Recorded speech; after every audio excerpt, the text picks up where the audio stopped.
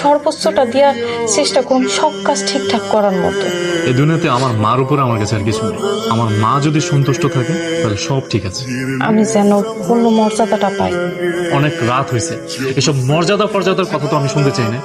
আমাদের বাসর রাত, এখানে কোথায় আদর্শ আগের কথা বলবা তা না বলে তুমি কিসের মর্যাদার কথা নিয়ে পড়ছো? এদিকে আসো। নবাবের বেটি তো নাকে তেল দিয়ে দিয়ে ঘুমাইতেছে। নতুন বউ বাড়িতে এসে এত বেলা পর্যন্ত ঘুমায়, আর তুমি এখনো খাড়া দিছো। শুরুতেই যদি টাইট না দাও তাহলে এই বউ তোমার কথা শুনবো? জীবনেও শুনবো না। তোমার কি বিবেক বলে কোনো জিনিস নাই নাকি? হ্যাঁ, তোমার ননদ জামাই আজকে চলে যাবো তো নাস্তা বানাই খাওয়াবো কে? আমি খাওয়াবো? আমি সকালেই উঠছিলাম, গোসল করে একটু চোখটা বন্ধ করছিলাম, আমি এখনই নাস্তা বানাই দিতেছি। স্বামীর সাথে এত বেলা পর্যন্ত ঘুমায় থাকা যাইবো না। আমার ভাইজান যে কেউ বউ পাগল কক সেটা আমি চাই না। সব সময় টাইটের উপর রাখবা। এ করে টাইট না দিলে কোনো কাম হইব না।